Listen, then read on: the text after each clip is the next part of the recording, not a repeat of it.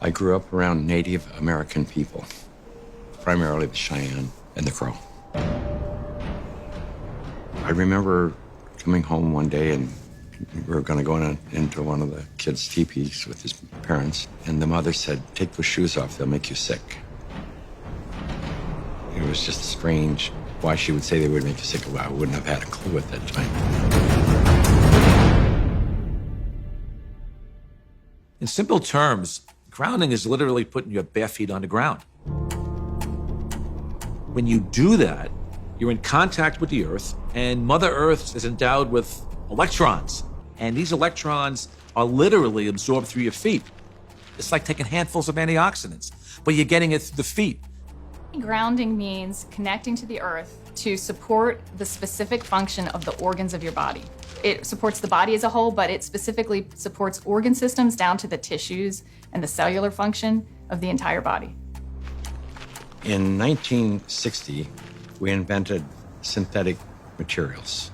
The first thing we did was we put synthetic soles on the shoes. We started wearing sneakers. So it's the most common sense thing that we are organisms that live and grow and depend entirely on the earth while we're alive. And yet we have completely isolated ourselves from it. We're so disconnected that it becomes this weird thing if we actually slip our shoes off. 95% of people walk insulated on the earth. This was the single thing that happened that probably caused the proliferation of inflammation-related health disorders far and above anything else. This is so incredible. This is Nobel Prize material. I got involved in the cable industry in the early 60s.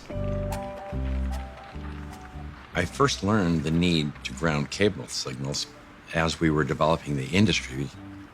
When you run a wire into the house, before you can go into the house, you have to ground the cable. I mean, you have miles of wire hanging up there in the air. If there's lightning in the air, it's going to hit the cable. And so what you want to do is create a path to ground for the lightning so that it doesn't enter the house or blow up the TV or create a fire. One day I was sitting at a computer and the computer kept crashing. I knew it was static electricity, so I put a piece of tape across my desk and grounded it. Then I realized in that process that the outlet wasn't grounded, so I fixed it so that I could get rid of the static electricity. And I didn't think too much about it. I walked outdoors and I sat on a bench. This tour bus pulled up, and it looked like they had just been to one of these outlet malls, and white Nike shoes were on sale. It just dawned on me. I asked the question, I said, I wonder if it's possible that humans are, we're no longer naturally grounded. I wonder if these shoes could be interfering with us. So that night, I went to the hardware store and I bought a roll of metal duct tape. And I just taped it across the bed. I threw a wire out the window and it had a ground rod outside. I connected to the ground rod on one side and connected to the metal duct tape that I had laid on the bed. So when I laid down on the duct tape, I was like grounded because it was connected to the earth. I woke up the next morning and I thought, holy cow, there's something going on here, because normally for me to go to sleep, I had to take Advil. So I tried to find out what I could. The internet was hardly anything. This was back in '99. Went down to the University of Arizona into one of their medical libraries, and there was nothing. And in fact, I even tried to find the cause of chronic pain. The cause of MS was unknown. The cause of arthritis, unknown. They didn't know. Nobody knew.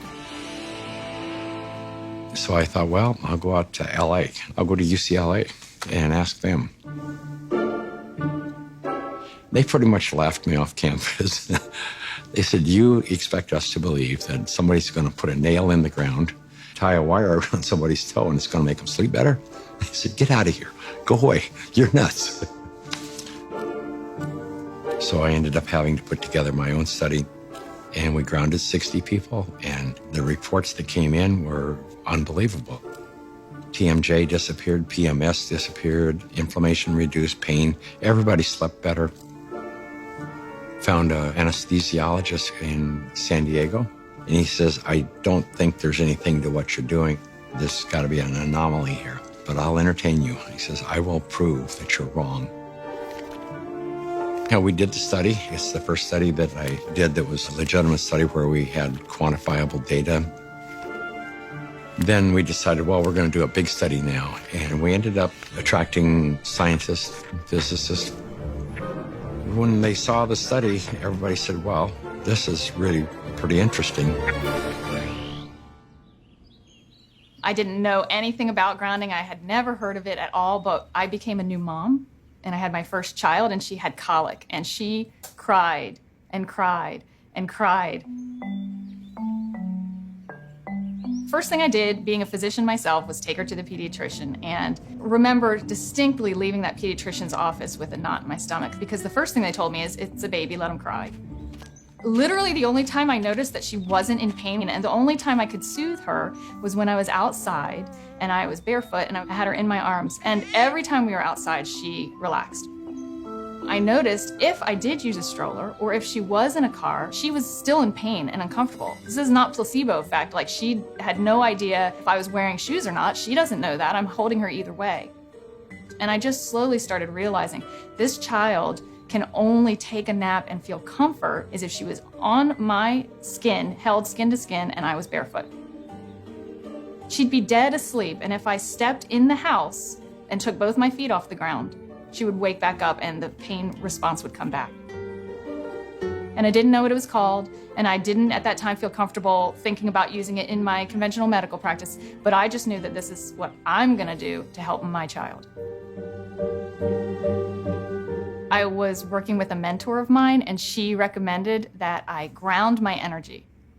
I didn't know what she meant by ground yourself, so the first thing I did was go home and look it up on the internet, and through doing a search about grounding, I found Clint Ober's work and the book about earthing, and I realized that it's a real thing and a real healing modality with tons of medical literature behind it.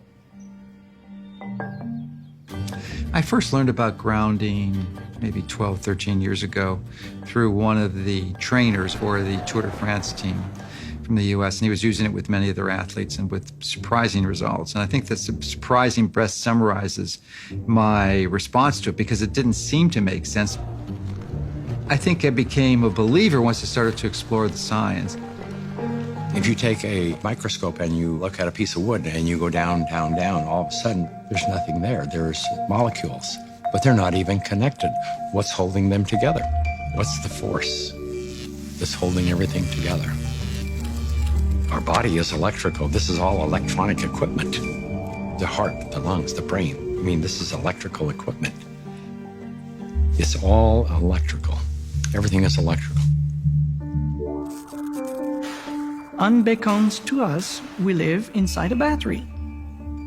The surface of the Earth is charged negatively, and the ionosphere, which is a layer of the atmosphere about 60 miles up, which is ionized by the sun, meaning that the rays of the sun are so strong that they split the molecules into a positive charge and a negative charge. The negative charge are transferred to the surface of the Earth through lightning mainly, and the positive charge stay 60 miles up. The problem arises when we don't have negative charge. So we need grounding just as we need air and we need sunshine.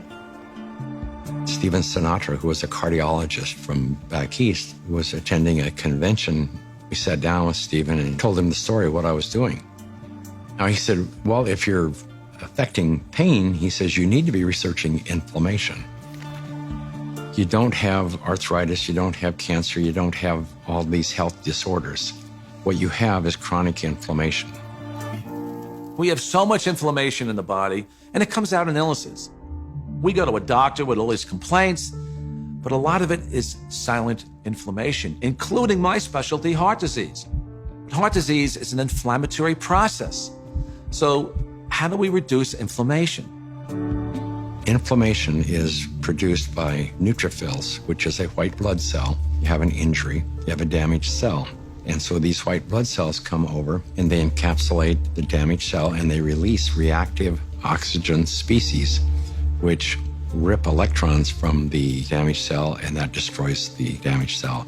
If there's not enough free electrons there to reduce the remaining radicals, they're going to steal an electron from a healthy cell and in the process damage it. Then the message goes out to the immune system and another neutrophil does the same thing, eliminates that cell, and then you end up with a chain reaction. ATP is short for adenosine triphosphate. It's the energy currency of the cell. So we're bioelectrical beings. That's the currency of our body. That's how it works. That's how we run our biological systems, is by generating this electrical energy that's transferred. And when we connect to the earth through a conductive surface in some way, there's a transfer of electrons that slowly go into our body.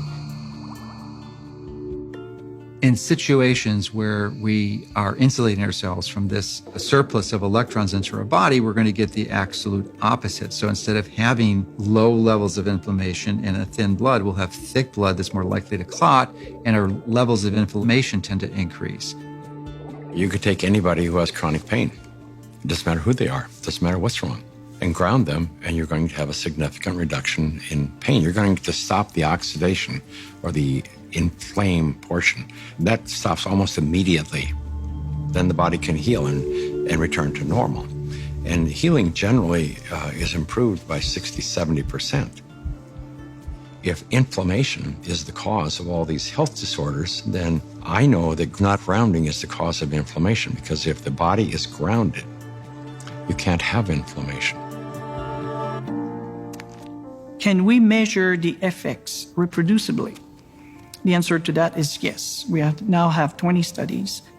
There's 21 published studies in the medical literature on earthing and grounding. And this is peer review stuff. In simple terms, what earthing does is literally, it quenches the fires of inflammation. And if inflammation is the source of all root illnesses, including Alzheimer's disease, cancer, heart disease, diabetes, I mean, the list goes on and on. If you can impact inflammation and, squelch it, kill it, stop it, we're going to be healthier beings. So, why hasn't it caught on in mainstream? I can only say it will. There's a well-established, traditional, conventional system that relies on expensive intervention. So they'd like to perpetuate that, and they're not too interested in having some competition coming in for a lot less expensive to sort of sabotage their profit levels. Because their goal isn't to help humanity. Their goal is really, as corporations, is increase their profit. The question becomes, how much of an influence has lack of grounding been in the epidemic of disease that we have? Is grounding a factor? The light switch went on, and I thought, we're doing things completely backwards here. A typical day for a child is completely ungrounded. Most children wake up sleeping on a bed that was not grounded in a house or a building or on a floor that was insulated from the earth. And then they go immediately into a classroom that's insulated. And even on recess, in the recess period, they go outside and are literally fenced in and are paved with asphalt. And then they have after-school activities, which are either indoors, or if they're outdoors, they are literally required to wear protective gear. Even if they're exercising for 2 hours after school, 100% disconnected from the earth. And then they go home and they go inside and they eat dinner and they do homework all hours of the night, and then they pass out in an ungrounded bed. So that's a 24-hour period of time completely ungrounded, and that goes on day after day after day. There's a resistance to integrating novel thoughts. And many times new ideas aren't implemented until the people who hold the counter opinion die. The good thing about grounding is that you don't need a doctor to tell you to do it. You do not need a physician to recommend it to you. You can try this anytime. It is your birthright because you live on the earth. I ground every day. Hey, I want to be connected to the earth as much as I can. I would say about 95% of the day I am grounded, because I believe it's just a no-brainer. Go outdoors, take your shoes off, stand barefoot on the earth, or sit on the earth, put your feet and your hands on the earth, and you will instantly notice the pain and inflammation begin to drain from your body. I got my life back is probably the most common refrain that I hear. Thank you, I got my life back.